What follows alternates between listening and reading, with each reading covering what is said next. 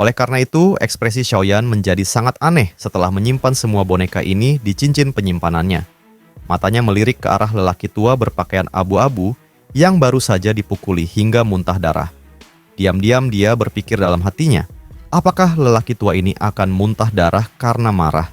Jika dia tahu bahwa cara untuk melewati tempat ini begitu mudah, sehingga membuat orang merasa tidak percaya, si kecil ini, dia benar-benar telah menaklukkan boneka-boneka itu. Semua orang di alun-alun menatap Xiaoyan dengan tatapan tak bisa berkata-kata, sementara pikiran aneh itu muncul di hati Xiaoyan. Baru 2 hingga 3 menit berlalu, tetapi boneka Douzong kelas 10 puncak yang kuat, yang bahkan dapat melawan Douzun bintang 2 dengan kekuatan gabungan mereka, benar-benar telah mendarat di tangan Xiaoyan. Untuk sesaat, ekspresi sejumlah orang menjadi sangat menarik. Rasa iri dan cemburu di mata mereka tidak dapat disembunyikan. Boneka yang memiliki kekuatan yang setara dengan Douzun bintang 2. Ini cukup untuk membangkitkan rasa iri siapapun terlepas dari di mana orang meletakkannya. Orang-orang ini, terutama mereka yang memiliki dendam terhadap Xiaoyan seperti Lei Zunze, Bing Heizunje dan yang lainnya, merasa iri dan tidak mau menyerah pada situasi tersebut. Semakin kuat kekuatan di sekitar Xiaoyan berarti ancaman terhadap mereka akan semakin besar. Xiaoyan hanya melirik sekilas dan mengalihkan pandangannya dari tatapan orang-orang ini. Tidak peduli bagaimana orang-orang ini memandangnya dengan tidak suka, mereka tidak akan berani menyerangnya di sini. Motif perjalanan mereka ini adalah keterampilan Dou kelas Tian di dalam sisa-sisa itu. Beranikah mereka terlibat dalam pertempuran hidup dan mati dengan kelompok Xiaoyan sebelum mereka mendapatkannya? Tak lama setelah Xiaoyan menyimpan 10 boneka itu ke dalam cincin penyimpanannya, pintu batu yang tertutup rapat itu mengeluarkan suara berderit. Pintu batu tebal dan berat itu juga perlahan terbuka dan memperlihatkan sebuah lubang. Aura kuno yang sunyi perlahan-lahan melayang keluar mengikuti pintu batu yang terbuka perlahan. Hal ini menyebabkan sejumlah orang memasang ekspresi serius. Sebuah benda dari zaman kuno cukup menakutkan bagi sejumlah orang. Setelah melihat pintu batu yang terbuka, sosok Xiaoyan bergerak dan perlahan mundur. Setelah itu, dia kembali ke posisinya semula. Sudut mulut banyak orang berkedut saat melihat tindakannya ini. Mereka diam-diam mengutuk anak nakal licik dalam hati mereka. Jelas bahwa Xiaoyan tidak ingin menjadi orang pertama yang memasuki sisa-sisa misterius ini. Pintu utama perlahan terbuka sepenuhnya, dan suara berderit pun berangsur-angsur berhenti. Semua orang di alun-alun saling memandang. Namun, tidak seorang pun yang memimpin untuk masuk. Xiaoyan mengabaikan keheningan di alun-alun. Dia mengusap cincin penyimpanan dengan jarinya. Senyum di sudut mulutnya cukup cemerlang. Tidak disangka dia mendapatkan harta karun seperti itu setelah baru saja memasuki reruntuhan. Ini dianggap sebagai keberuntungan.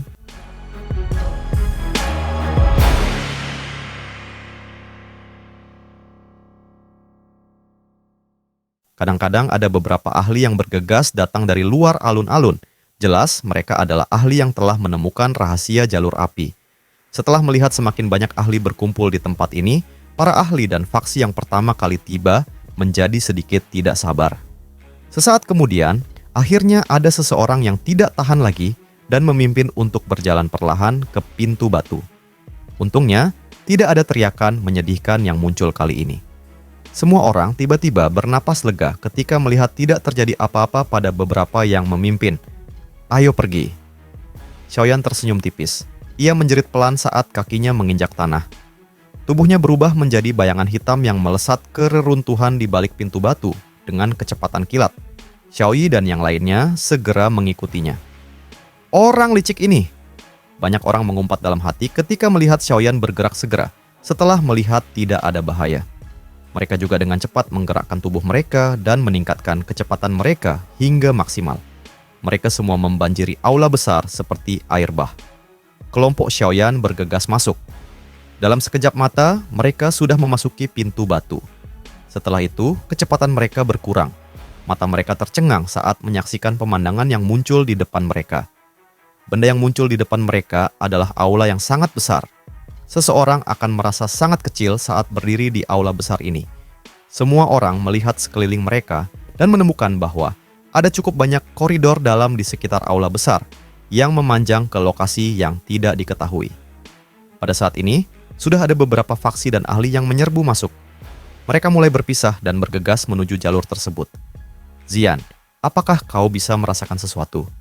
Xiaoyan mengernyitkan alisnya saat melihat jalan setapak yang ujungnya tidak terlihat ini.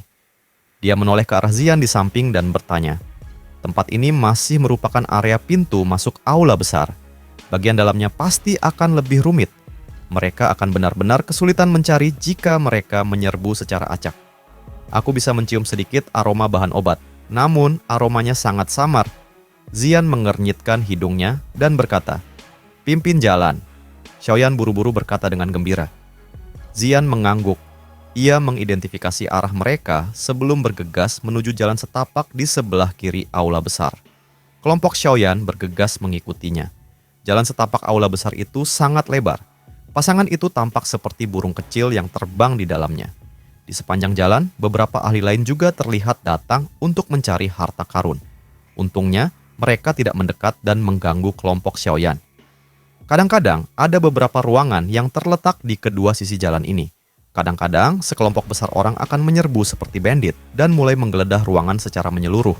Meskipun tindakan ini sangat biadab, memang ada beberapa orang yang beruntung yang telah menemukan beberapa metode Qi dan keterampilan Dou. Namun, kelas mereka tidak terlalu tinggi. Yang terbaik dari semuanya hanya mencapai kelas D. Meskipun demikian, orang yang memperoleh harta karun itu akan tetap menarik sejumlah tatapan mata yang membara.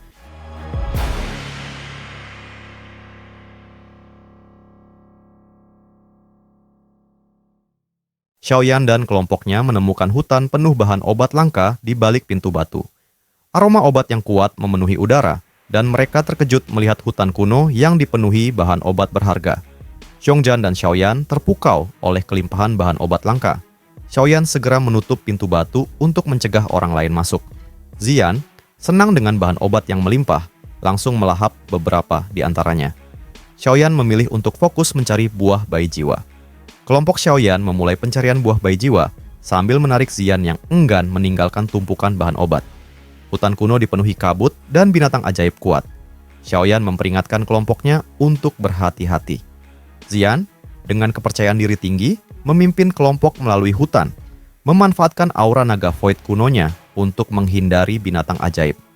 Kelompok Xiaoyan menjelajahi hutan luas, menghindari binatang ajaib berkat aura Zian. Xiaoyan merasakan kehadiran kelompok lain di hutan. Mereka memutuskan untuk mempercepat pencarian. Zian merasakan keberadaan buah bayi jiwa dan memimpin kelompok menuju lokasinya. Mereka menemukan danau dengan pohon iblis bayi jiwa di tengahnya. Buah bayi jiwa terlihat seperti bayi emas. Naga setengah pencapai surga, penjaga buah bayi jiwa, muncul dari danau.